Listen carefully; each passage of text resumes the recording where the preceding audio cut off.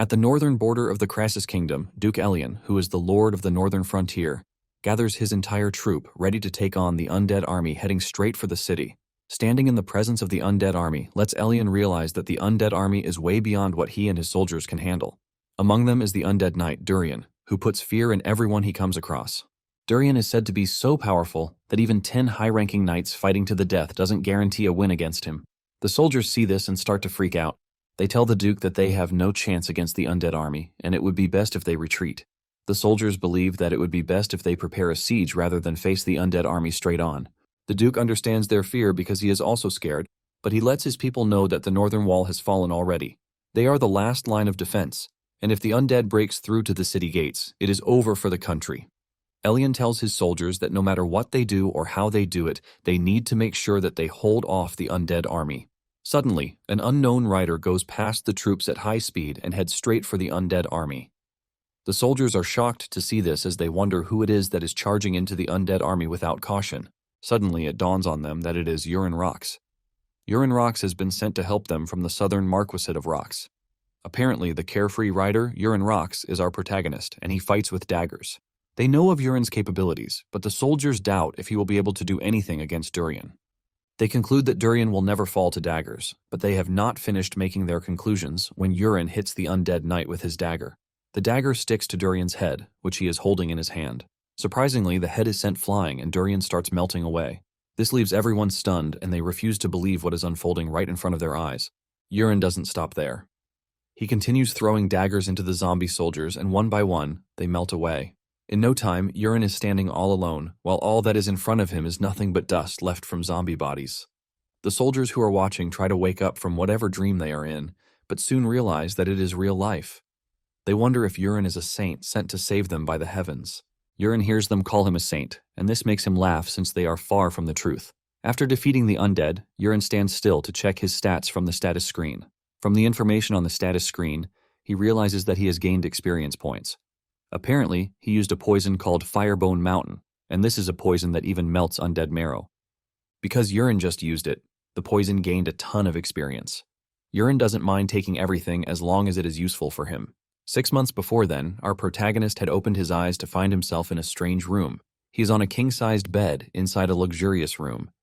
He suddenly heard someone call him Young Master. He looks up to see a beautiful woman knight standing in front of him. He is still commending her beauty when he realizes that the clothes she is wearing look strange. The knight asks him if he is feeling okay, and before he can answer, she mentions that she is going to call for the priest. As she turns around to leave, Urin calls her back, telling her that he would like to ask her something. However, the knight just ignores him and walks out of the room. After she is gone, Urin gets out of bed and walks to the mirror. This is where he is hit with the greatest surprise. He screams in agony when he realizes that he is some chubby, ugly dude with a beatable face. Urin starts questioning everything that he knows, wondering where his handsome middle-aged body has disappeared to. He cannot believe that he has transformed into an ugly, chubby brat. He starts to panic, wondering if he is in a dream or something. He is thinking of going back to sleep so he can wake to his original body when the priest enters the room. The priest is accompanied by the head of the house and the female knight. The head of the house looks absolutely terrifying as he stares down at Urin. The priest holds Urin's hand to check his pulse. While the priest is doing this, the head of the house calls Urin a total disgrace, wondering why he finally decided to wake up. Urin is crippled in fear as he wonders who the scary man is. The priest urges the head of the house to calm down since Urin just woke up, and he can punish him later. The priest checks Urin's body and reveals his surprise that he is not badly injured. In fact, his mind is stable and all of his injuries are gone. The priest says this is a relief, but the head of the house argues with him, saying Urin is better off dead. Things escalate as the man screams at Urin, telling him that he beat his fiancée. Urin is genuinely confused about everything that is happening, and the old man continues with his nagging, saying Urin is 19 years old and he still hasn't grown up. The head of the house screams again, telling Urin that he is useless since his brother has been able to awaken his aura. Urin, on the other hand, is getting fatter by the day. At the mention of the word aura, something clicks in Urin's head. The man then tells Urin to apologize to her when he recovers. Urin is confused by what the man means by her. This earns him another round of nagging as the man reminds him that he is talking about his fiancée, Ilya. The man lets Urin know that he is done for if his fiancée doesn't forgive him.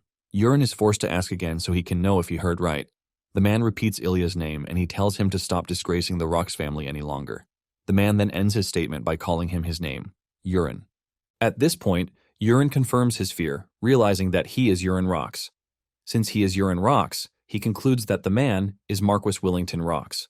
The man hears this and he gets mad. He immediately turns around to smack Urine on the face, asking him why he has so much audacity to call his own father by his name. Urine falls to the ground, and before Willington can beat him any further, the priest and the female guard hold him back. Urine remains on the floor as he starts rethinking all of his life's decisions. He cannot believe what is happening to him. He passes out and expects to wake back up to reality. When he wakes up, he is shocked to see that he is still in the same room and the female knight is there with him. He wonders why he is not waking up from the dream, and the female guard walks up to him, asking him some dumb question about whether he is awake. Urine decides to fully confirm if he is right with his deduction. He calls the female guard Aaron, and just as he feared, the lady answers to the name. He then confirms from Aaron that the reason he was bedridden is that he went after Ilya and got beaten up to the extent that he passed out.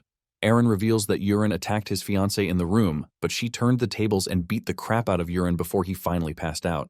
Urine grabs his head in horror as if he just remembered something crazy. Aaron is confused as to what is wrong with the dude, but Urine knows that he is so fugged.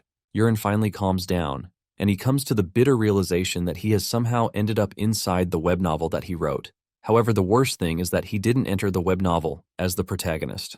He ended up coming into the story as the trash villain who picks a fight with the hero and ends up dying horribly. Urine starts freaking out again, leaving Aaron to ask him what is wrong with him. Urine screams, saying he has somehow found himself in a trash story that is not even a webtoon. The Urine Rocks that he has possessed is a piece of trash who has no talent, no skills, and he never trains. He is just a dumb villain who leeches off his family name as the heir, but then he loses his fiancée to the protagonist. Enraged, he attacked the protagonist, but this turned out to be a mistake on his path because the protagonist trashed him before killing him in a dirty back alley. Now that he has found himself in the body of a trash person, our guy wonders how he is supposed to survive. Since this is a fantasy world, he is still confused about what abilities Urine has at all. However, he knows about the chances and items that the protagonist hasn't found yet. Urine comes to the conclusion that his only chance is to prepare quickly. He tries getting off the bed, but his body is too heavy because of the fat, and he crashes to the ground. Aaron quickly runs over to check on him. She asks him if he is all right, but with frustration written all over his face, he tells Aaron that he is far from fine. Just then, Urine realizes that he can finally see the status screen. With this, he is able to see Aaron's stats. Aaron's trait is the level 2 Swift Sword, a clear mind, level aura, level adaptation, and, for her affection level toward Urine, it is 0. Urine is glad to have been able to summon the status window, and he tells Aaron that she is free to leave because he is feeling much better. Aaron adheres to his instructions and starts to leave. As she walks away, Urine focuses on her stats. He is not surprised since Aaron is built to be stronger than most regular knights. But he is surprised that her affection level is 0. Urine is particularly worried that there is an affection option on the status window. Urine wonders if this option is there because he mostly played dating sims in the past. He can't believe that the world building in the world he has found himself in is total trash. He then thinks back on the affection option, wondering if it is the reason Aaron is acting all strange. However, he leaves this aside and decides to check the mirror again. He is so pissed about the trash body that he has. Just then, the status window opens up so he can see his stats. He is excited to check his stats, but the excitement soon falls into the bin when he sees the rubbish stats that he has. For his special condition, the system lets him know that he is suffering from morbid obesity, which is pretty obvious, by the way. For his trait, he has the Eye of the Creator, but this is still on level 1. He is also blessed with the 4 Heavenly Venom Arts, but this section is still locked. However, his synchronizing rate is 99.9%. Urine realizes that only one of his abilities stands out, and this is the 4 Heavenly Venom Arts. Suddenly, it dawns on him that the Venom Arts were adopted from the wuxia webtoon that he loved. This is a webtoon that has an attractive heroine. Also, the poison and hidden weapons martial art is the 4 Heavenly Venom Arts.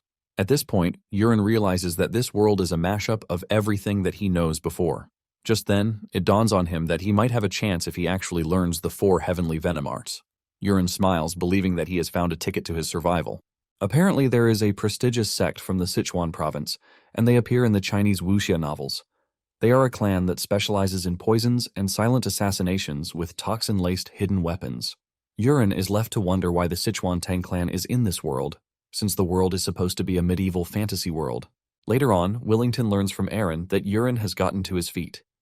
He asks her how Urine is feeling, and she reveals that he doesn't appear to be good yet, since he stumbled when he tried to stand. Aaron says Urine's body is still in poor condition. Willington also adds that the priest said his injuries are healed, which he finds pretty strange. Willington asks Aaron if she thinks anything is strange with Urine's behavior since he is usually stubborn, but he easily agreed to apologize to Ilya when he suggested it earlier. Willington doesn't want to believe that Urine has had a sudden personality change. Willington is confident that by the next day, Urine will be back to his normal self, who is always causing trouble. However, Aaron thinks otherwise. She has faith in the fact that Urine will come around one day. Willington is shocked to hear this from Aaron. He is surprised that Aaron still has some faith in Urine when he, who is his father, has already given up on him. Willington tells Aaron that she is basically putting her hope on something that might never come true. Willington starts to regret his action of not allowing Aaron to just live her life as a knight instead of assigning her to Urine. Even with everything that Willington is saying, Aaron still believes in her heart that Urine is different. She cannot explain the feeling, but she just knows it. The next day, Aaron is shocked when she hears Urine asking for the training hall because he would like to exercise his body.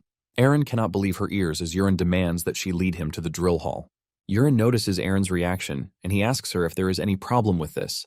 Urine has already figured out that the creator's eye allows him to see stats, but as for the Sichuan Tang clan, he still doesn't know how to unlock it. Urine assumes that his obesity might be getting in the way of that. Because of this, he wants to exercise his body until he figures out a way around it. As he and Aaron walk through the mansion, Urine is impressed by how big the garden is, and he compares it to several stadiums combined. After walking for a few minutes, Urine is already feeling the heat. He thinks of working out in his room, but he knows that he will always give up and just sleep since there is a bed that will be staring at him in the face. Urine is wise enough to know that he cannot work out in his room. They walk past a bunch of workers and maids. Thanks to the eye of the creator, he is able to see what they think about him. Every servant that he has come across either dislikes him or hates him extremely. Urine doesn't blame any of them for this since Urine was a piece of crap who trashed everyone in the mansion. Soon afterward, they arrive at the third training hall. Urine is already out of breath by the time they get there. Aaron lets him know that the knights make use of the second and first training hall, which is why the third training hall is free. Upon entering the training hall, they realize that there is someone undergoing a training session there. He checks the dude's affinity and realizes that he is the worst he has come across so far. The dude doesn't just dislike him, but he hates him and wants to kill him. The dude is Recca, and the moment he sees Urine, he starts walking toward him to greet him. He acts all cool since Aaron is there, but deep down, Urine knows that the dude cannot wait to take his head off his neck. Recca asks Urine why he has come to the training yard, but Urine freaks out, calling the guy's name. Recca smiles, telling Urine that he didn't know he still remembers him. Urine doesn't really remember Recca, and he calls Aaron aside to ask her if something happened between him and Recca. Aaron is surprised that Urine doesn't remember what he did. Apparently, some years ago, Urine's father forced him to train. Urine was mad because of this, and he called Recca over. Recca was still a trainee back then. Urine does his usual villainy crap and puts a scar on Recca's face while laughing like a maniac. After Urine did this, his father practically gave up on training him. After hearing this, Urine realizes that his old self is a really trashy dude. Urine is not ready to sit around and see what Recca is going to do to him. He suggests that they run out of there. He asks Aaron if there is another training hall that he can use alone. Aaron reveals that there is a fourth hall, but it is very far away, and the equipment is poor. Aaron says it is mostly an empty field, but Urine declares that this is exactly what he wants. Since he wants to lose weight, he wants to do it the proper way. Realizing that she can't change his mind, she has no choice but to take him to the fourth training hall. They arrive at the training yard, and Urine is surprised when he finds throwing knives on the table. Urine remembers that the Sichuan Tang clan specializes in throwing knives and small weapons. He picks up one of the knives, hoping that he can do something good with it. Urine skillfully picks it up and uses all of his might to throw the knife. However, the knife doesn't reach the target before falling off. Urine is embarrassed by this, and he turns around to look at Aaron, telling her that he just threw the knife for fun and didn't mean anything serious with it. Urine realizes that the first thing he needs to work on is his stamina. He decides that running around the training yard should help with this. Aaron just stands there, staring at him as he tries to make up for the embarrassing moment he put himself in. Urine starts running around the yard, telling Aaron that she is free to train whichever way she wants. However, Urine almost passes out after a few laps on the training ground. Later on, his father learns that he has started training, and this shocks him. However, he doesn't think it is going to last that long. Surprisingly, Urine is still training after 3 weeks. Willington cannot believe that his son has not skipped a day's training since he started. In just 3 weeks of constant training, Urine has lost a lot of weight, and his appearance has changed so much. Willington is now proud, and he finally starts to address Urine as his son. Willington realizes that without the body fat, Urine is pretty handsome. Willington wonders if his son has truly changed in his ways. Even Urine stands in front of the mirror in his room to admire himself. He realizes that he has lost a lot of weight, but even with this, the Sichuan Tang clan trait still refuses to unlock. He decides that he will give it a month, and if it doesn't unlock by then, he will proceed to steal everything meant for the protagonist. Momentarily, Aaron enters the room with Urine's food. The meal is basically called Chirin soup, but unlike its name, it is pretty useful. It is a nutritious stamina dish that is excellent for burning fat and building muscle. In the Rox family, it is natural for them to eat it after every training session. Urine cannot believe that he has to eat Chirin soup again. Aaron asks him if he is tired of the soup already, and he says yes. He mentions that he has been eating the soup for 3 weeks straight without eating anything else. Aaron stares him right in the face and with a stern and scary look. She asks him what it is that he truly wants. She wants to know if it is his desire to become a knight or just to lose weight. Urine declares that he would like to become a knight, and Aaron tells him that he has no choice but to eat the Chirin soup because even the head of the house still eats it after he is done training. Aaron tells Urine to stop complaining and just eat the soup. Urine has no choice but to agree to it after Aaron's lecture. Aaron might not be comfortable with the soup, but he knows that it has helped him over the 3-week course. Urine decides to just keep eating the soup until he finally gets tired. He takes a spoonful from the plate, and just as he chews it, he notices something strange. He figures out that the soup tastes very different from the other days. However, he continues eating until the status window suddenly opens, telling Urine that he has ingested poison. Urine is shocked to see this, but it turns out to be a blessing because this satisfies the condition to unlock the Sichuan Tang clan. Urine looks up and smiles since he knows that it is the start of his great journey. Willington stands at his window as usual to admire his great son. Just then, someone knocks on the door, and the man orders them to come in. It turns out to be his second wife, Kana, and she has brought tea for them. She noticed that her husband was staring at something and asked him what he was staring at, and he lied that he was looking at the beautiful garden. Kana then uses the opportunity to praise herself, saying she has been specially taking care of the garden. The Marquis plays along, telling Kana that her skills are impressive. Just then, Kana resorts to her female instincts as she walks up to the Marquis to hug him from behind. She hugs him, asking him when he plans to choose her son, Colin, as his heir, just like he has previously mentioned. Kana suggests that the Marquis do this pretty quickly since he has already decided. The Marquis then shocks her, telling her that it might take more time than he actually thought. Kana gets more serious, reminding the Marquis that he promised to name Colin his heir within the month. Willington admits that he said this, but tells Kana that she must have heard about the fact that Urine has suddenly come to his senses. Since Urine is the eldest son, Willington believes that Urine can turn out to be a good successor. Kana puts on a fake smile, telling her husband that she has also heard about Urine's sudden change. She says she is happy that the boy has finally come to his senses. Willington starts laughing, telling Kana that he doesn't believe that he was called back to his senses by a beating from his wife. Kana then returns to the topic of the successor, asking him what he plans to do about it. Willington says Urine has only been training for 3 weeks, and he would like to watch him a bit longer before making his decision. However, he promises Kana that he will immediately hand over the position of heir to Colin if Urine goes back to his old ways. After hearing this, Kana turns around to leave, telling her husband that she will be waiting for him in the bedroom. She steps out of the room and almost bites the dust with how pissed she is, and she swears to show Urine what she is capable of. Now in the present, it finally dawns on Urine that the condition to unlock the access to the Sichuan Tang is to ingest poison, and he has just done so. He then stares at the status window to know what has been placed inside the soup given to him. Apparently, the soup has a special herb in it, and this causes paralysis. It is a medicinal herb, but it carries a bit of toxin in it. The herb is harmless to adults in small quantities, but consistent consumption of this leads to paralysis and later kills the target. Urine is staring at the status screen when Aaron enters the room, asking him if he is no longer interested in the food. Urine apologizes and starts consuming the soup hurriedly. However, he is left with the question of who could have put the poison in the food. He is assured that he can't be killed with poison, but he knows that something has changed in the storyline. Just then, it dawns on him that Colin has not been named heir yet, which was something that happened around this time in the story.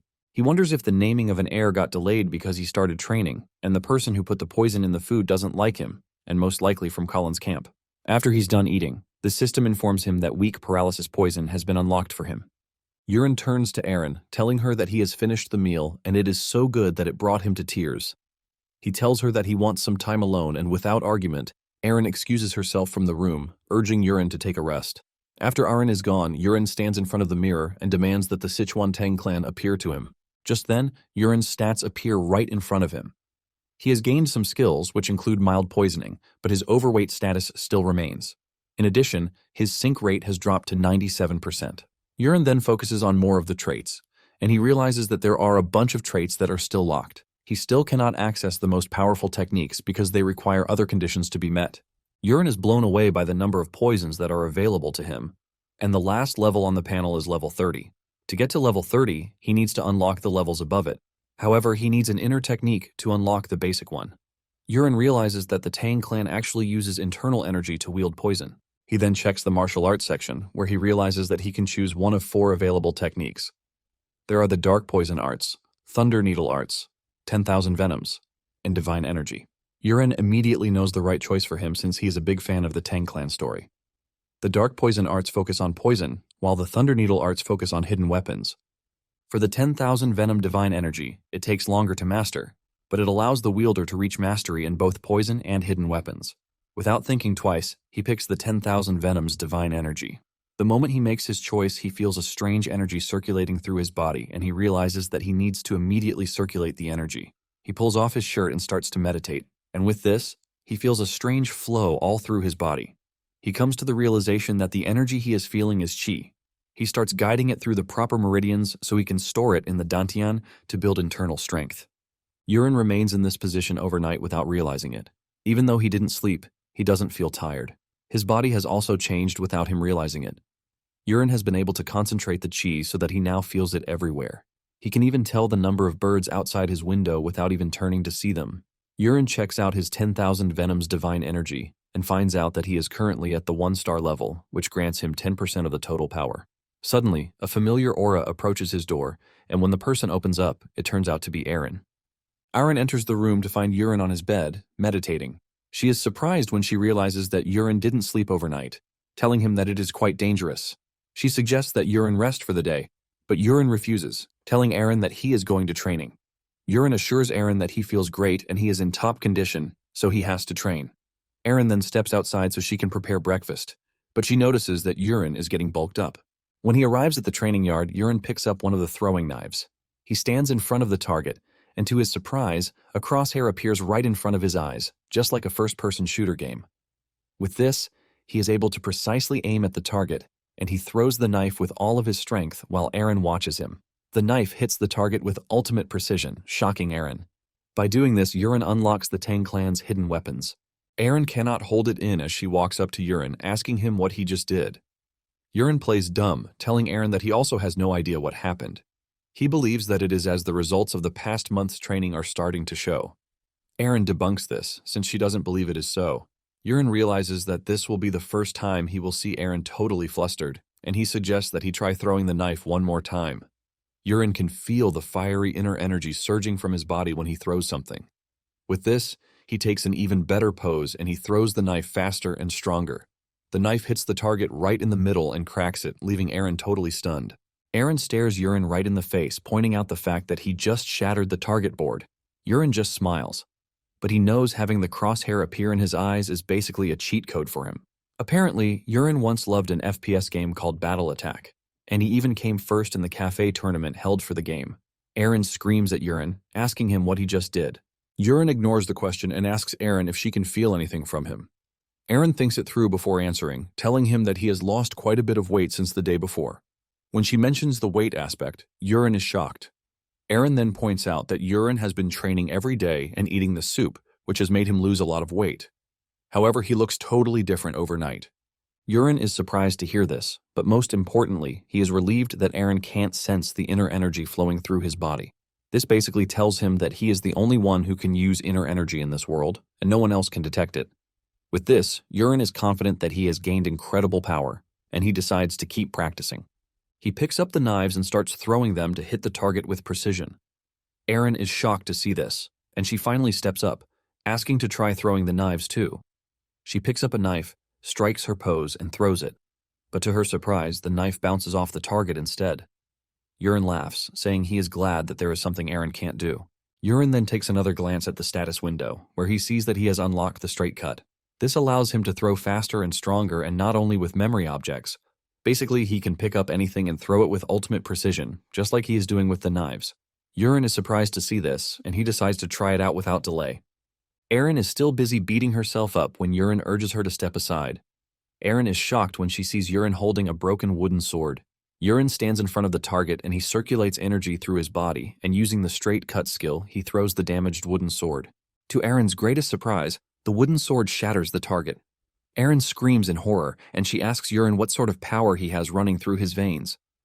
Yurin awkwardly replies that it is the power of practice, but Erin is not a fool, and she knows that it is quite impossible. Yurin then begs Erin for a favor. He is aware that she reports his every move to his father, but he begs her not to tell his father about this in the meantime. Erin wants to argue this, but Yurin points out the fact that he is currently testing out several things, and he promises to explain everything to her later. All he just wants is for her to give him some time to put things in order. Erin has no choice but to agree to this. Later that day, Yurin follows one of the workers, Peru. Using the creator's eye, he figures out that the dude uses poison, but his affinity toward him is neutral. Yurin immediately figures out that Peru is the person he is looking for, as he is the only one who can easily slip poison into his food without anyone realizing it. Using the arrow floating in his hand, Yurin is able to target Peru, and he hits him with a paralytic poison that leaves a green trail. Peru gets hit before he even knows what is happening. He crashes to the ground and passes out while Yurin is proud of himself. Thanks to the status window, Yurin can see that the effect of the paralytic poison will last for an hour. Yurin grabs the unconscious dude and takes him to a quiet warehouse. When the dude finally wakes up, he sees Yurin standing in front of him, and he looks really menacing. Yurin smiles evilly, and Peru already knows what is coming for him. Yurin then urges Peru to answer his questions honestly if he wants to live to see another day. He asks him if he is the one who put poison in his soup. Yurin tells Peru to blink once if the answer is correct, but if it is wrong, he should blink twice.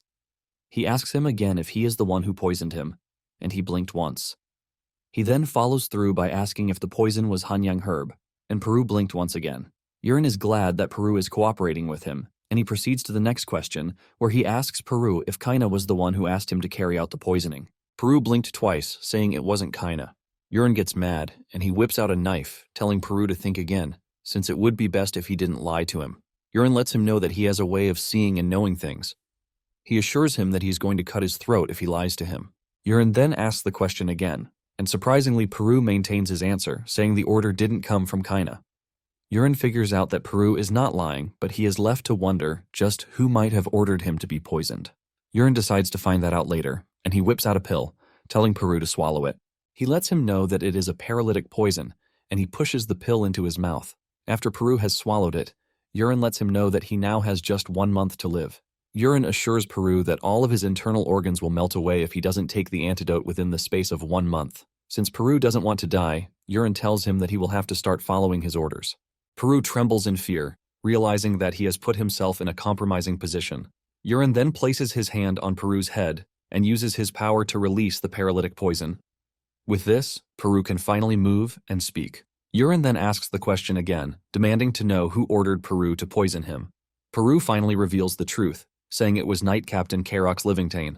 Yurin is shocked to hear this, and Peru reveals that Karox is planning to kill Yurin by illness within the year. It turns out that Karox is Kaina's older brother, and he got the role of Knight Captain, thanks to her marriage to the Marquis. Yurin is relieved that he is not totally wrong since Karox is Kaina's brother, which makes them accomplices. Yurin then hands Peru a piece of paper, and written on the paper is a list of poisons. Since Peru is very knowledgeable in poisons, Yurin believes that he can help procure them from the black market. Yurin tells Peru to get the money he needs from Karox and gather every single poison on the list.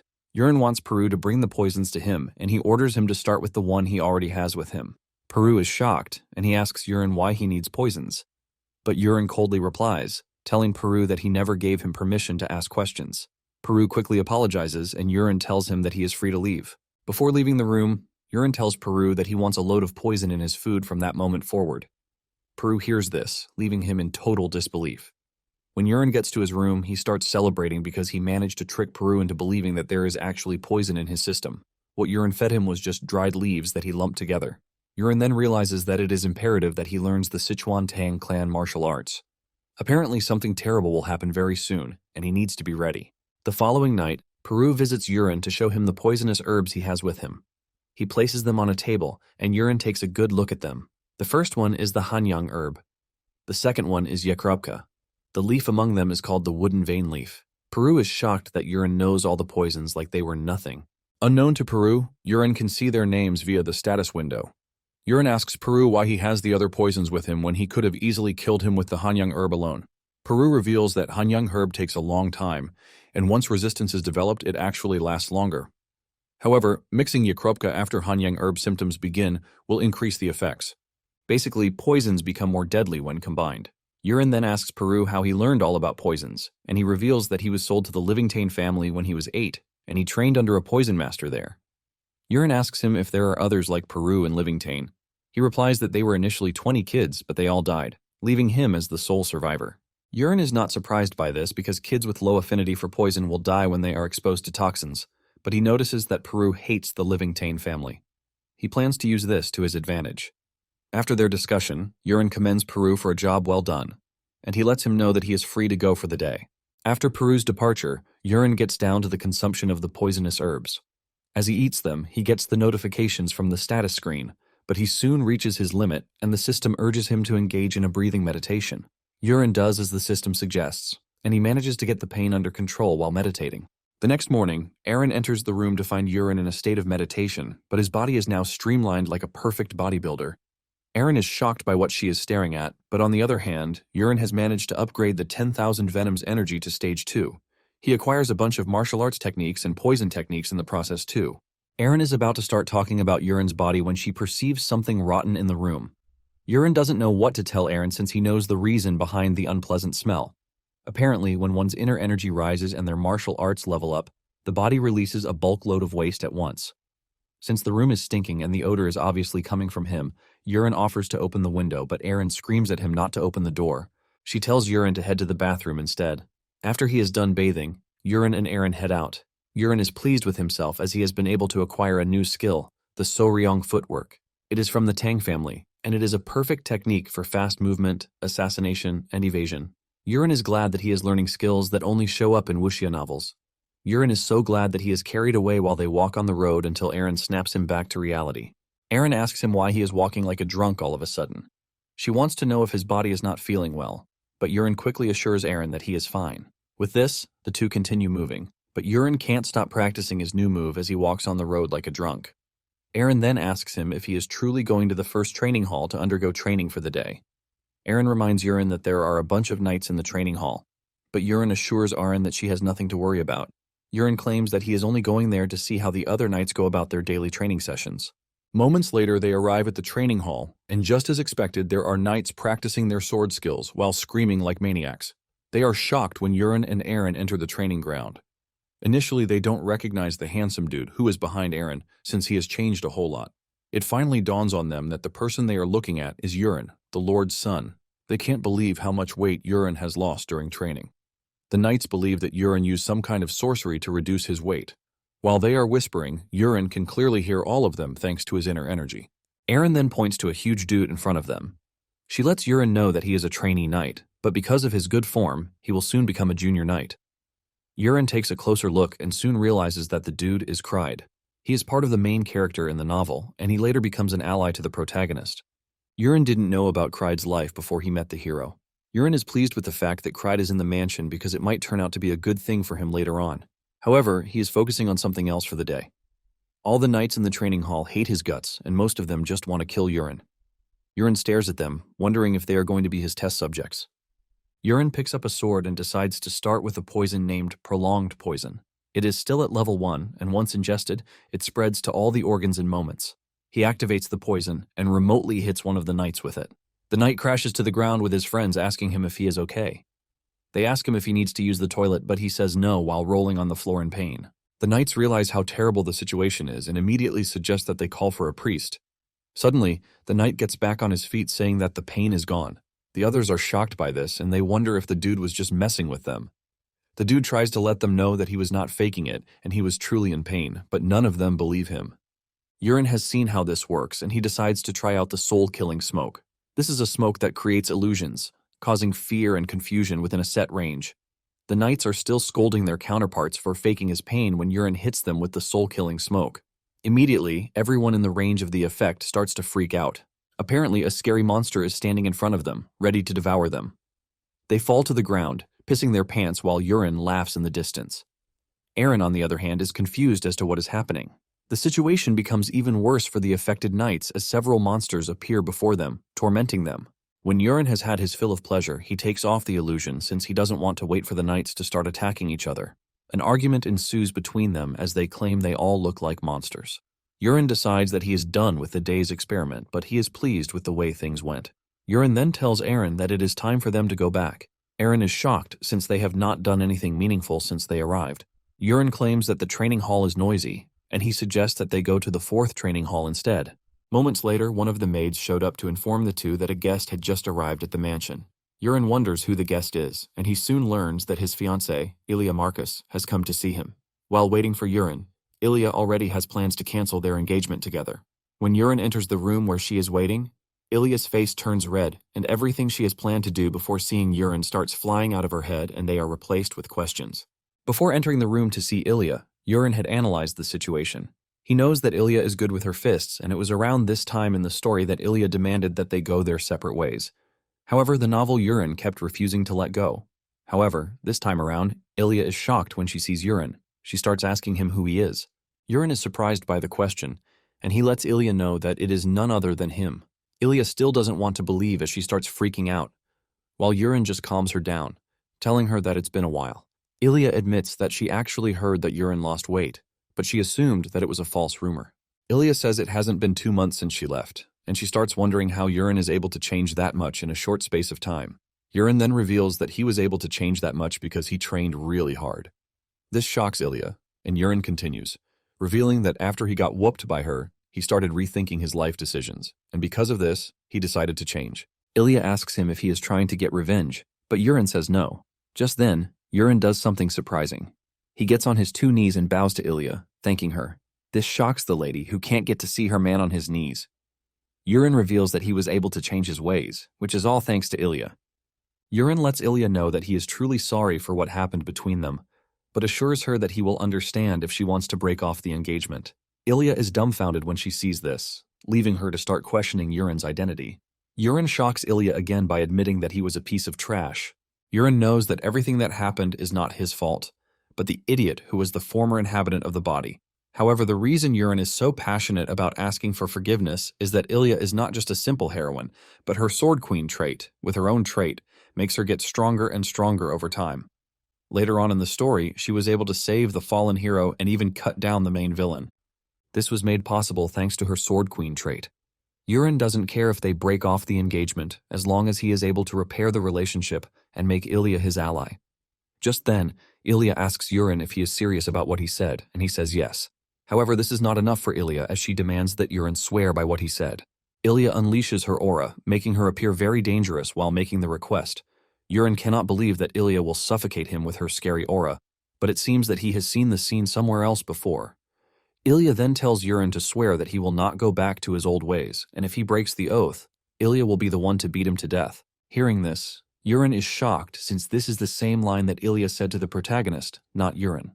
Urine then decides to show Ilya that he is not messing around. He activates the 10,000 poisons, and the energy from his body consumes Ilya's aura. Urine then tells Ilya that he swears not to go back to his old ways.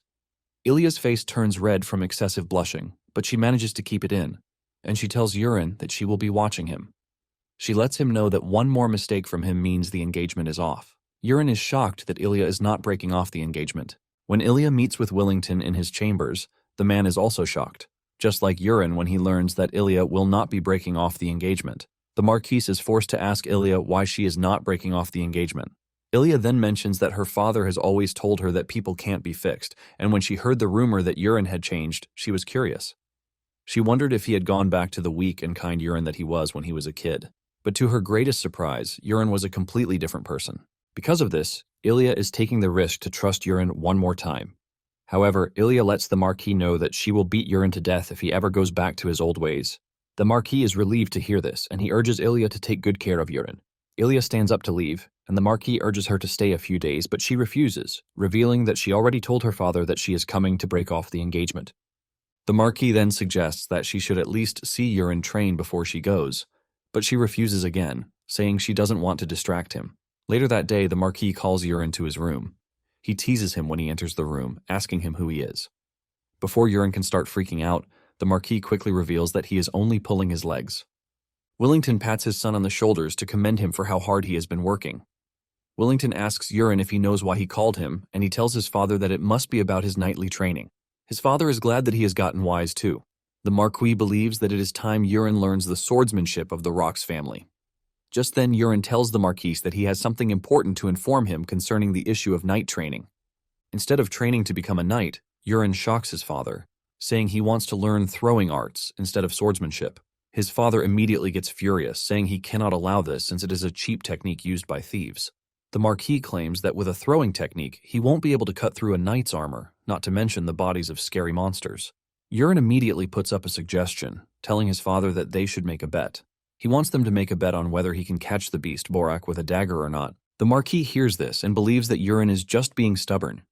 He tells him that a warrior's blade needs to be infused with aura to be able to break through the scales of a Borak. The Marquis believes that even if Urine trains for 100 years, his throwing knives will not be able to break through the Borak's scales. Since this is Willington's belief, Urine urges him to make the bet.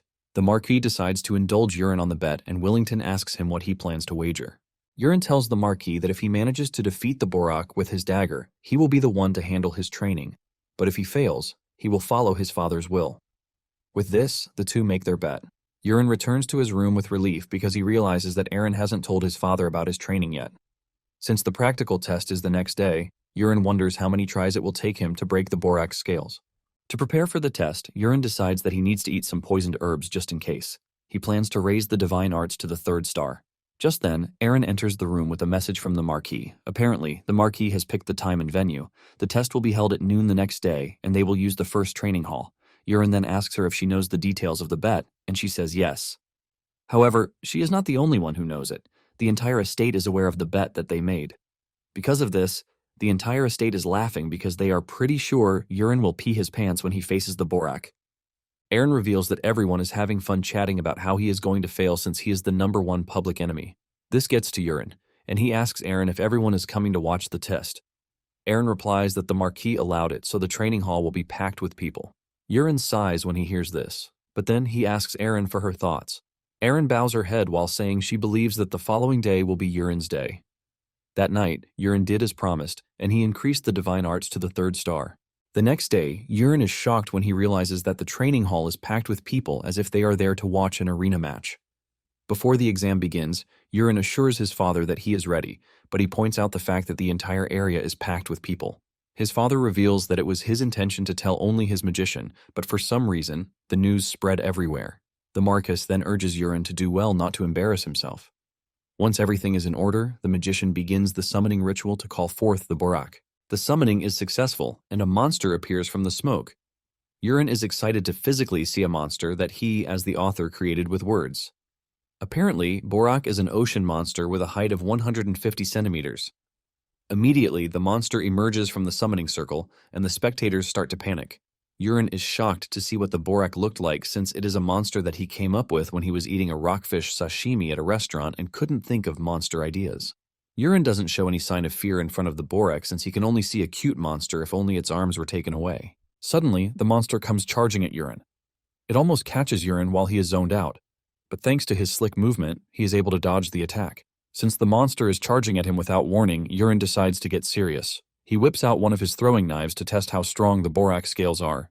Surprisingly, a target appears in front of him, pointing to a particular area on the monster's body, and Urine assumes that it is the monster's weak point.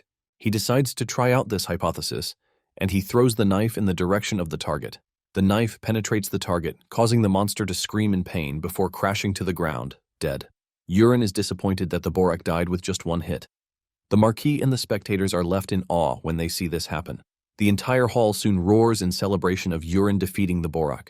The magician steps into the training hall to officially announce that Urine has defeated the Borak. The Marquis leaves his seat and rushes over to Urine to ask him how he managed to take down the Borak in just a hit. Urine awkwardly replies that he only aimed well and he managed to hit the mark. The Marquis doesn't want to accept the result since the Borak died from a single dagger strike. He argues that it doesn't make sense, and Urine quickly cuts in, asking if the Marquis is trying to go back on his word. Just then, the magician tells the Marquis that Urine targeted the Borak's arm where there are no scales. Upon hearing this, the Marquis screams at Urine, telling him that he was able to defeat the monster out of sheer luck. Urine doesn't want to argue with his father, as he tells him that he won the bet, even if it was a lucky throw or not. Urine turns to walk away, but his father tells him to do the test one more time. Urine doesn't want to agree until the Marquis increases the stakes. He tells Urine that he will grant him one wish if he manages to win the second round. Urine is excited to hear that he gets to have a wish. However, the Marquis switches things up, saying his opponent will not be the Borak but a knight. Urine's father asks him if he is okay with the new rules, and he says yes. Urine doesn't really care who his opponent is because this might actually be his chance, since he might be going up against Karox. However, he decides to let things be since he still needs Karox to supply Peru with money to get the poison that he needs. The Marquis then suggests that they start with a trainee knight. Urine asks his father if he can choose his opponent, and he gives him the go-ahead to do so. Without hesitation, Urine chooses Kryde as his opponent. Moments later, Kryde comes rushing to the arena from where he is. He bows to the Marquis, who tells him that he has a task for him. Kryde assures the Marquis that he will follow whatever instructions he lays out. Just then, Willington points to his son and he tells Kryde to teach the brat a proper lesson.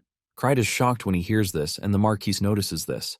He immediately asks him if he can't do it, but Kryde tells the Marquis that he is up to the task. Suddenly, Urine says something outrageous. He tells Kryde that he is going to throw only 3 daggers at him, and if he manages to block all 3, he wins the match. The Marquis is shocked to hear this, and he tells Kryde to put his arrogant son in his place. Meanwhile, Kryde's friends in the arena are teasing him, telling him that if he loses, there will be no dinner for him. One even tells him that he will have to do 100 laps around the training ground if he loses. Before the match starts, Urine hears a girl's voice among the spectators, telling him that he can do it. This is enough motivation for Urine as he whips out his dagger, ready to take on Kryde.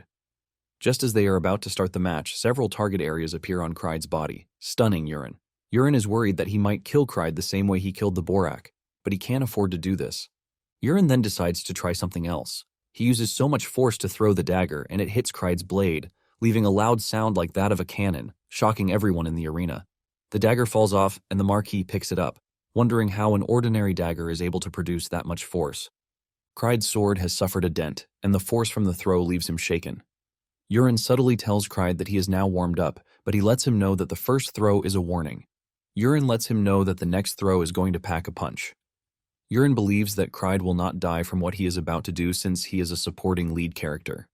Urine then throws his dagger once again, and as it spins toward Kryde, he tries blocking it with his sword, but this leaves a loud bang and a cloud of smoke. This shocks everyone, including the Marquis. When the smoke clears, Kryde is completely shaken, and his sword has shattered. Kryde's sword falls from his hand, and the Marquis walks up to his son.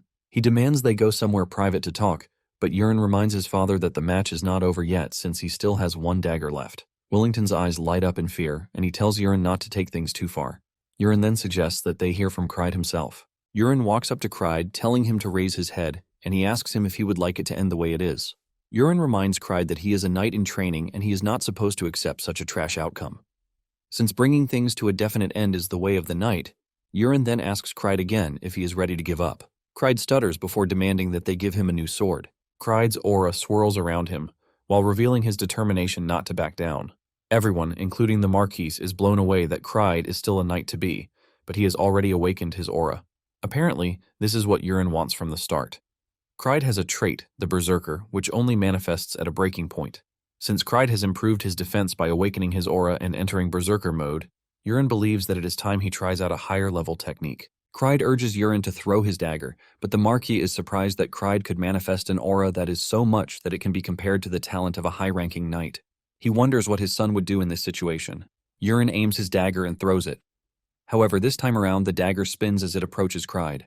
Kryde is shocked as he is left in disarray, wondering why the dagger is slow, unlike the others. Kryde gets mad, believing that Urine is messing with him. This time around, he decides to raise his sword to try and block the dagger, but before he can hit the dagger, it spins past his sword. Kryde cannot recover from this, and he ends up getting hit in the shoulder. However, the dagger manages to slow down before it reaches Kryde's shoulder bone.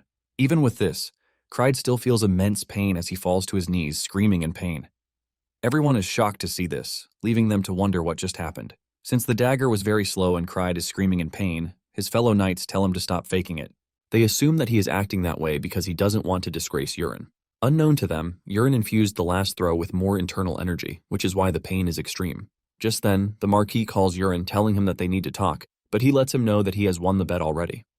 Urine walks up to Kryde, and he places his hand on the site of the injury. Urine starts absorbing the internal energy lodged in his shoulder, and with this, the pain disappears, shocking Kryde. Kryde stands on his feet, and he bows to Urine, thanking him. Cried also apologizes for assuming that Yurin was looking down on him because of the dagger's speed. Cried admits that the dagger throw is an impressive art, and he believes that Yurin couldn't have learned it in such a short space of time, making him believe that Yurin has been hiding his true strength all along. Cried then starts whispering, asking Yurin if he was hiding his power because some secret faction is targeting the Marquise's house. When Yurin hears this, he realizes why Cried is always by himself. Cried is the type of dude who actually likes conspiracy theories. Cried then bows to Yurin, assuring him that he will be there to help when he wants to fight against the secret organization. Because of their short interaction with each other, Cried's favorability for Yurin jumps to 26%. Yurin is happy to hear this, and he assures Cried that he will be seeing him around. As Yurin walks away, Cried screams, telling Yurin that he is going to spread the news that he is a good guy. Yurin, on the other hand, is glad that he is getting close to Cried because he will one day destroy the Night Order by himself. Eren walks up to meet Yurin, and she commends him for a job well done. She then mentions that she has not seen Yurin use the last technique he used before. Yurin quickly tells Eren that it is a new technique, and he asks her what she thinks about it. Eren admits that she also would have been defeated if she were facing the technique for the very first time. However, she is confident that she can now block it. Yurin knows that this is not a bluff on Eren's part. Apparently, Eren has a trait called Clear Mirror that allows her to quickly adapt to situations and scenarios. Yurin then asks Eren if she is fine with the life she is currently living, because if she is not serving as his attendant, she can easily become a high-ranking knight. Eren is surprised, and she demands to know why Yurin is suddenly asking such a question. Later on, Yurin meets the Marquis in his office. Willington screams at his son to call him father whenever they are alone, because being so formal makes them feel distant. Yurin awkwardly agrees, and he addresses the man as father. The Marquis then asks Yurin about the technique that he used during the duel. He has been going through the archives and couldn't find anything related to the type of technique that Yurin used. The man says Yurin has only been training for a month, which makes it pretty impossible to learn such a skill in a short space of time. The Marquis demands that Yurin tell him the truth, but Yurin knows that he obviously can't tell him what the truth is. However, he had already prepared something just in case something like this came up. Yurin then lies that he found a book when he was looking through the family's archives for effective training methods. He explains that a book on the top shelf suddenly fell on him. Apparently, there was no writing on the cover of the book, but there was a strange pattern that was engraved on it. Yurin says he didn't think much about the book, and when he opened it, a light appeared from it, shining on his face. In the process, something enters his head, and after this, the book disappears. The Marquis is shocked to hear this and immediately tells Yurin that he must have encountered a grimoire. Yurin was expecting this since he was the one who created the concept. He put it down that a grimoire is a way to pass down techniques or magic by engraving them into a book through the power of a great mage. The Marquis doesn't doubt his son's words because the archive contains lots of books that have been collected by their ancestors, and even the Marquis doesn't know everything in the archives. The Marquis then tells Yurin that fate must have bestowed upon him a great fortune, which is why he came across the book. The Marquis then tells Yurin that he is going to keep to his promise, and he won't force him to learn swordsmanship. And for the other promise, which is a wish, the Marquis asks him what he wants. Just then, Yurin demands something that shocks his father. He tells his father that he wants the position of the heir, leaving his father's jaw on the floor. Yurin is surprised by his father's reaction, asking him if he cannot grant the wish if that is what he wants. His father reveals that it is actually within his authority to grant it. Yurin mentions that his father's expression is pointing to something else, and he knows his father is hesitant because he knows it would cause him problems. There are many people within the Marquisate who would oppose the declaration, especially Kaina. Because he knows how troubled his father would be, he tells him that he will be yielding this time around. The Marquis is relieved to hear, and he thanks Yurin. In reality, Yurin is not even interested in the position of the successor because if he becomes the heir, he will have to spend the entire day with his father, so he can receive education on how to manage the Marquisate, which basically means his freedom is gone. Instead of this, Yurin would rather improve his skills and travel the world on an adventure. His father then asks Yurin for another wish since he has forfeited the last one. Yurin lets his father know that he plans to create his own Night Order. The Marquis is shocked to hear this, and Yurin reveals that he plans to appoint Eren and Cried to the Order as his knights. Since the request is not as difficult as the successor's position, the Marquis grants Yurin's wish. Yurin bows to his father, thanking him. The Marquis then asks Yurin how he will go about getting a new butler because all of the current butlers have someone they are serving. Yurin then reveals that he has someone in mind, and this person is Peru, who works in the kitchen. Yurin wants the Marquis to make it seem like he was the one who appointed him, instead of making it seem like it was Yurin's choice. The Marquis is surprised to hear this, and he asks Yurin if there is something wrong, but Yurin assures his father that he will explain to him later. The Marquis then decides not to ask further questions, as he seems to be trusting his son day by day. It turns out that his affinity has jumped up to 74%. Even Urien is shocked that the affinity has gone up, but he assumes that it is because he is the Marquis's son. Later on, Urien informs Aren and Kryde that they are now part of his Knight Order, and he wants them to continue training diligently. In addition to this, he introduces the new butler, Peru, to them, assuring them that Peru will be attending to all of their needs. Earlier on, Urien and Aren had talked about the new arrangement. Urien had come clean, telling Aren that Peru is actually a spy, which is why he will be replacing Aren as the butler. Urien reveals that Peru was sent to assassinate him by Kaina and Karox. Aren was even more surprised to hear this, and she questioned Urien's decision to keep Peru close when he is after his life. Urien assured Aren that she has nothing to worry about because Peru listens to only him. With this, Urien is able to get Aren to agree to his plans. Back at the meeting, Kryde raises his hand to ask a question. After he has been given the permission to speak, Kryde asks why there is no vice-captain, at least since they have decided to call themselves the Knight Order. However, the vice-captain must be someone who possesses outstanding skills. Kryde believes that Aren is not worthy to be in the Knight Order since she is small and frail. Before he can continue talking, Urien cuts in, agreeing with him that the vice-captain needs to be strong. To settle this, Urien tells them that they will engage in a duel. Moments later, Kryde gets defeated by Aren, shocking him. While lying down on the floor, defeated, Aren gives him swordsmanship lessons. She lets him know that his attacks are too simple and can be easily read. Kryde doesn't take offense at this. Rather, he assures the lady that he will take the advice to heart. Since Aren won, Urien says the captain's position has been decided. Peru is shocked when Urien makes Aren the leader of the Knight Order. Everyone claps for Aren, and not long after this, Peru prepares to leave so he can prepare dinner. Once he realizes that Peru is a bit far from where he is, Urien decides to try out a new technique that allows him to telepathically speak to his target. Urien calls Peru's name, shocking him. He turns around, but Urien continues calling him repeatedly. Peru almost loses his mind until Urien scolds him for acting weird. Peru then asks if Urien is communicating with him via black magic, but Urien explains that it is a simple communication magic. It starts to dawn on Peru that Urien is a special being since he is resistant to poison, and he can use some really weird techniques. Urien tells Peru that he is free to go with whatever theory he has in his head, but he asks him if the poison he requested is ready. Peru replies that the poison is ready. Apparently, the poison is called snake mind, and it is a poison that is extracted from 100 vipers. Even though Peru is skilled, he barely managed to prepare the poison. Urien is glad that the poison is ready, and he tells Peru to add loads of it to the chirin soup that he is going to eat. Trembling in fear, Peru acknowledges his master's orders. Later that night, Urien realizes that since he reached the 3rd star, his progress has been somewhat slow since his internal energy has not been rising as quickly as he thought it would. Since he doesn't know when the world crisis will begin, Urien believes that it is time he leaves the Marquisate. Shortly afterward, Urien meets his father, telling him that he wants to leave for a while. His father asks him for the duration of time he will be gone, and since he doesn't want to create suspicions, he tells his father that he will be gone for a week. The Marquis has no problem with this since Urien has been diligently training, but he asks him how he plans to handle the escort. Urien shocks his father, telling him that he doesn't need an escort. The Marquis protests against this, reminding Urien of the important position that he holds in the family. Urien tries telling his father that there is no need for an escort since he is only going to neighboring villages, but the Marquis cuts him short. The Marquis reveals that the world has become a very dangerous place, and even though he has gotten a bit stronger, he is worried that his son might get poisoned. Urien realizes that it will be hard for him to convince the Marquis, and he decides to move to Plan B. Urien lets his father know that he is ready to comply, so he doesn't need to worry. The Marquis is happy to hear this, and he asks his son when he will be leaving. Urien replies that he will be leaving in 2 days. With this in mind, the Marquis says he will prepare an escort before then, but Urien has no intention of waiting around for some escort, since he is planning to sneak out the next day. Urien calls Peru to his chambers and reveals that he is going on a trip, but he doesn't have money, so he needs Peru to lend him some.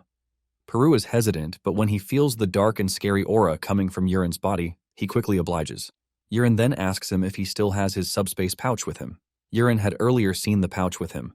Apparently, the subspace pouch is a common setting in fantasy novels, and it is a mysterious pouch that can take about a ton of cargo. Peru has no choice but to give his subspace pouch to Urien too. Because of this, Urien is happy that he won't have to carry a bag with him. Urien then hands Peru the lump of dried leaves that he is disguising as an antidote. He tells Peru that it is a month's worth of antidotes for the poison in his system. Urien plays his card very well, telling Peru that he has been a worthy servant. Because of this, he assures Peru that he is going to give him the permanent cure very soon. The next morning, Urine leaves a letter and then sneaks out. He thinks he won't run into anyone until he runs into an old gardener, who is emitting a heavy aura from his body. He notices something strange about the old man, but he continues on his journey nonetheless. Moments later, Urine arrives at the Tower of Magic. He walks into the building, and when the attendant asks him what he wants, he basically tells him that he would like to use a warp. The attendant asks him if he has used it before, and he says no. The attendant reveals that they provide mileage points, which is like those of airplanes. The attendant asks Urine where he is headed, and he replies that Asura Castle. Because of how far the location is, the attendant tells him that his fee is 50 gold. After he is given the price, he is told to pay and sign the ticket. Urine already expected that the fee would be expensive, but he is thankful that Peru has enough money to give him. Urine decides to write a fake name, and he goes with Polion, which is a name he uses in online games. After he is done with the registration, Urine is taken to the room where the warping machine is located. The attendant tells him that the moment he hears a knock, it means he has arrived at his destination. Urine steps onto the machine, and it gives off a lightning signal. Moments later, Urine arrives at his destination. He is welcomed by another attendant, who tells him that he has arrived at the Asura Castle. Urine is shocked, since he didn't feel a thing. The old man lets him know that this is how it is because the Tower of Magic has designed the warping machine to give off a warping sensation. Urine is surprised by the name they gave to the phenomenon. He realizes that he might have given it the name instead of the intended ride comfort. With this, the attendant wishes him well, and once Urine steps out of the Tower of Magic. Urine is now in the Asura Castle, which is in the western region, unlike his homeland. The area looks completely different from the ones in his homeland, and there are lots of people in the region too. However, Urine is not concerned with that. As his major concern is the blacksmith alley, he asks one of the people he comes across and they describe it for him. Urine starts checking out the alleys, but couldn't find what he was looking for. It is already getting late, but he decides to check the last alley. He soon finds a blacksmith shop and he walks in. He asks the attendant if he knows of the person who goes by the name Unicorn Forge. The dude then tells Urine that there is no one with the name in the area, leaving Urine to start questioning himself. He believes that he misread it, but while he was thinking about this, the dude tells him that he is actually planning to name his shop that. When Urine hears this, he uses the creator's eye on the dude. He finds out that his name is Jirano, and he is a pretty good blacksmith. Urine grins like a kid when he sees this, as he realizes that he has finally found the right place. Urine then demands to see the weapons that he has made, and Jirano obliges. As they look through his creations, Urine asks Jirano how his business has been faring. Jirano claims his skills are not the best, which is why he is stuck in the back alley. In fact, whenever customers enter, they just take a look and leave. Because of poor sales, Jirano reveals that he doesn't know how much longer he can hold out. Urine then notices some swords hanging on the wall. One of the swords is a wind spirit sword, which has been imbued with the blessing of the wind spirit, Sylph. The sword increases attack speed, movement speed, and agility. The other sword is Flame Spirit Greatsword. It is a sword that has been imbued with the blessing of the lower fire spirit Salamander. The sword increases stamina, strength, and endurance. Urine then asks Jirano if he is the one who made the swords, and he says yes. However, he believes that after he finished making them, they turned out to be total failures. Apparently, the swords became so heavy that even someone strong can barely lift them, so no one ends up buying them. After he is done saying this, Urine knows that it is not Jirano's fault. The swords became heavy because unworthy humans touched them. Apparently, the sword will grant immense power to whoever is worthy. Since Urine knows this, he tells Jirano that he will be buying the swords, leaving Jirano totally shocked. Jirano thinks the swords are a failure, but Urine knows that both swords are perfect for Aaron and Cried. However, Urine is still after some other treasures. Suddenly, Urine asks the blacksmith if he has rusted weapons.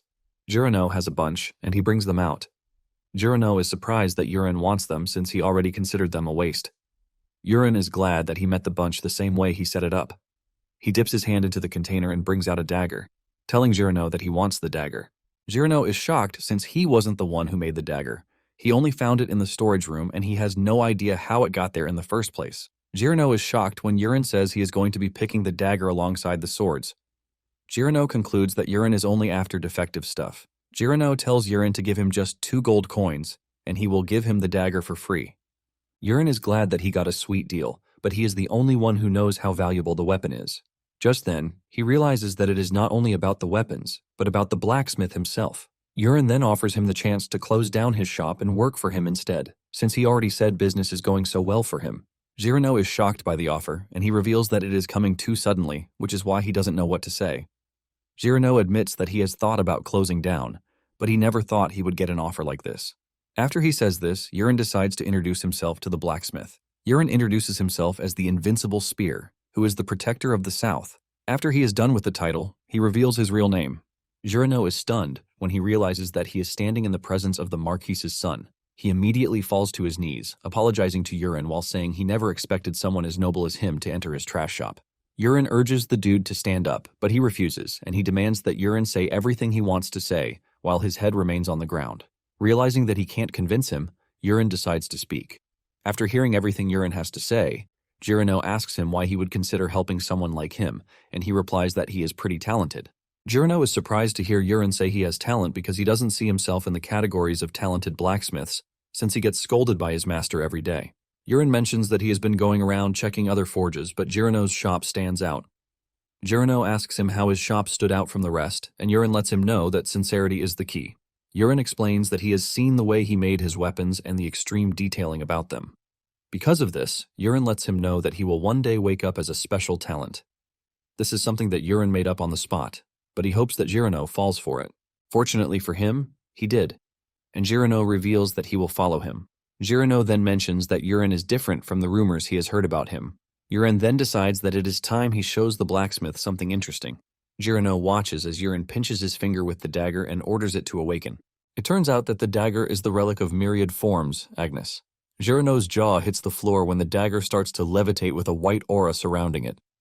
The blacksmith starts wondering what is happening. Apparently, the weapon is a legendary ego sword, and it was the protagonist who was supposed to get it. The system asks Yurin if he wants to form a contract with Agnes, and he says yes. Just then, the weapon transforms into a water molecule, and from inside, the voice of a girl comes out, demanding to know who is trying to form a contract with her. Agnes mocks Yurin, telling him that he is pretty talentless. Yurin soon realizes that Agnes is pissed because she can't sense mana from him. After she is done mocking him, she asks him how he knew she was there and how he also knew the spell to release her. Yurin replies that he heard it from the Great Prophet. Yurin was the one who shoved the Prophet into the story for consistency. Even though Yurin mentions this, Agnes believes that he is lying. She wants to know why the Great Prophet would waste their time on a talentless person like Yurin. Agnes then asks Yurin if he knows what she can do, and he says yes. This is an easy question since he is the one who wrote the settings. Yurin explains that Agnes can split her body into the main body and the sub-body as two separate weapons. Each of these bodies can then transform into any weapon based on the wielder's imagination. During the main story, the hero fought using a sword and shield, and even though the sub-body was lost, it always finds its way back to the main body. After saying everything, Agnes suggests that Yurin give up on trying to wield her since she can only be wielded through mana. Just then, Yurin points a finger at Agnes, telling her that she is noisy. Suddenly, Agnes turns into a ring and wraps around Yurin's finger. It turns out that Yurin was able to commandeer Agnes because his martial arts substitute for his lack of mana. Yurin then asks Jurino how much time he needs to pack up, and he says 2 days. Yurin then tells him to meet him in front of the Asao castle in 2 days, at noon. Later on, Yurin is walking through the streets when he suddenly runs into his fiancée. They are both shocked, and Ilya asks Yurin why he is in the region. Yurin almost enters the ground when he sees Ilya, as she is the last person he expects to find in the region. Yurin realizes that the scene is somewhat familiar to how Ilya met the protagonist in the original story. It dawns on Yurin that the main storyline has received a bit of a tweak. While he is still trying to figure out what is going on, Ilya asks him once again what he has come to do in the area. Yurin chuckles nervously before revealing that he came to find a blacksmith. Ilya mentions that their family has loads of blacksmiths, and Yurin agrees to this but says he wanted to hire his own man. Ilya says she would have helped him if he had told her earlier, but Yurin assures her that there is no need for that since he has found the right person for the job. Speaking of the devil, Jurino appears on the scene. Yurin then introduces Jurino to his fiancée. Momentarily, the squad leader of Ilya's escorts, Musk, asks her who she is talking to, and when she says Yurin, Musk is blown away. He appears to be flustered by Yurin's presence, and he starts introducing himself down to the minute details. Yurin returns the gesture, but even if he doesn't say anything, Yurin knows who he is. He is the one who wrote the story, so there is no character hidden from him. Yurin knows that he is a background character who can't stand the poor. Apparently, it was supposed to take on another dimension in the novel. A hooded figure was supposed to block Musk's path and the night as they moved. Musk talked trash to the person, but at that moment the hero stepped forward. A fight breaks out, but Ilya manages to arrive on the scene just in time to stop the fight, and after this the two become Romeo and Juliet. Not long after this, the hero accompanied Ilya in battle and saved her from a life-and-death situation. Since he can't find the hero at the moment to get him to help, Yurin realizes that he has no choice. He has to save Ilya and prevent her from dying. Yurin then asks Ilya where they are headed, and she reveals that there are reports of raids by orcs near Asu Castle. Apparently, the orcs are growing in numbers, and Ilya and her squad have been given the order to wipe out the orcs. Just then, Yurin asks Ilya for a favor, and this is him escorting her. Ilya is shocked to hear this, and she demands to know why Yurin wants to come. Yurin simply replies that he wants combat experience since he is still in training. In addition to this, he tells Ilya that he would like to see her skills. Ilya lets Yurin know that it could turn out dangerous, but Yurin assures her that he can handle himself despite how frail he looks. Ilya thinks over it for a minute, and once she is done, she orders Musk to provide Yurin and the blacksmith horses. Musk protests against this, telling Ilya that they are not going on a picnic. In addition to this, he doesn't want them to let their guard down even if they are going up against ordinary orcs. Musk adds further that he can't sense a trace of mana from Yurin and the blacksmith. Musk continues rambling until Ilya gets serious and lets him know that she just gave him an order. Musk has no choice but to do this, but he is not happy with it, even though there is nothing he can do about it. As they ride for their destination, Ilya tells Yurin to always stay by her side since they are heading to a dangerous location. Yurin assures Ilya that he will follow her every move. It turns out that Yurin and Jirano are sharing the same horse, and Yurin urges him to hold on to him tight. With this, they start riding to the target destination. When they reach the presumed location, Ilya tells her team that they will have to split into teams of 5 to find the orc settlement. She urges them not to attack if they find it. She wants them to retreat and fire a signal flare. With this, the group split up. After hours of searching, one of the knights asks Ilya what they are to do since it is already getting late. Ilya then says they have no choice but to turn back and come back the next day. Suddenly, they see a signal flare in the air. However, another flare soon goes up in the air again. In no time, 4 flares go up in the air. Ilya then suggests that they head to the nearest flare, which is to the west. Her squad immediately follows her, but by the time they get there, all the soldiers are already dead. Ilya is horrified by the way the soldiers were all killed. One of the soldiers notices that the armor on their bodies was shattered, leaving them to wonder what sort of weapon hit them. Ilya then orders that they head to the south to check on the soldiers there. By the time they reach there, they meet the same horrific scene from where they are coming from. All the soldiers are already dead, and one of the knights suggests that they move to the next location. Ilya agrees with him, but Yurin stops them, saying they can't move at the moment. Ilya is shocked when Yurin says this, wondering what he meant by it. Yurin points out that the orcs are hunting down their soldiers and are currently winning. Yurin lets Ilya know that they are outnumbered and have no chance of winning. Yurin wants them to fire the signal and gather the rest of the troops. Just then, one of the soldiers screams at Yurin, telling him to keep his mouth shut because he is a nobody. The soldier blames Yurin for what is currently happening. While this is happening, Yurin remembers that the protagonist also got cursed at the same spot. Because of this, readers got frustrated and scolded our guy for dragging things on. Hearing the soldier speak to him this way starts to fire up Yurin's PTSD. As he continues to ramble, Yurin tells him to shut his mouth. Yurin hits him with an attack before he can even realize it, and he falls off his horse. Yurin tells him to know his place and remain where he is. The soldier is forced to answer Yurin like his boss, since he is already paralyzed. He then tells him to watch and see. Yurin raises his hand, and with this, the dude is able to move again.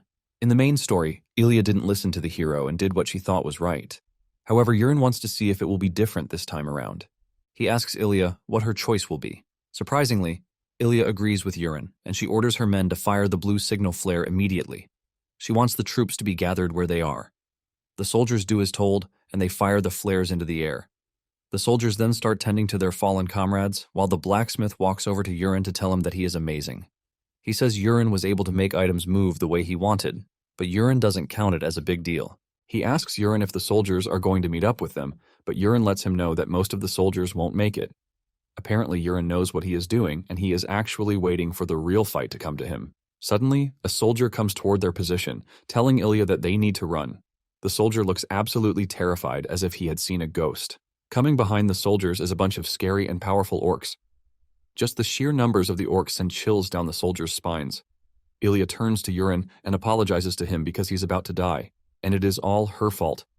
Just then, Yurin tells Ilya not to worry because no one is dying. Just as he says this, he walks toward the orcs, shocking Ilya. Ilya is confused as she watches Yurin approach the orcs before summoning Agnes. He tells her that it is time they try what they have been practicing for the past 2 days. Yurin tells Agnes to generate iron bullets, and Agnes follows his orders. Apparently, this is a technique that Yurin acquired after reaching 3-star of the 10,000 Poison's body, but he has never had the chance to use it. The skill is called Black Iron.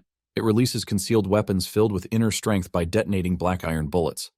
The required weapon for this is a black iron bullet. Yurin then shoots the bullet at the orcs, and it lands in their midst without doing any damage, leaving the orcs to stare at Yurin like a fool. Suddenly, the bullet explodes, tearing apart every orc in its range. The remaining orcs are shocked when they see this, but Yurin is not yet done with them. Yurin recalls the bullet and launches it again. This time around, it pierces through the orcs before exploding and turning them to pulp. Yurin recalls the bullet again, and Ilya asks him what it is that he is throwing. Yurin reveals that it is called the Black Iron Blast.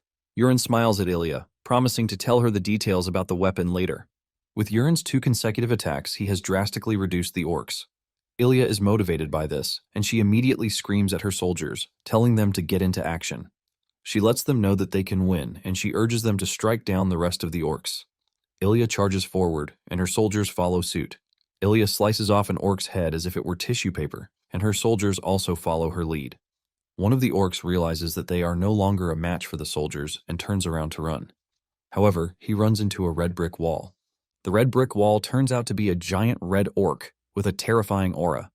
The red orc grabs the escaping soldier by the head and crushes him. The soldiers and the rest of the orcs on the scene almost wet themselves at the sight of the terrifying monster in front of them. The red orc is so giant that regular green orcs look like peanuts compared to him. The red orc is also wielding a building-sized blade, but Yurin doesn't look surprised as he is already expecting the legendary red orc warrior Karuta. Yurin knows that they will all be done for unless they kill Karuta that very day.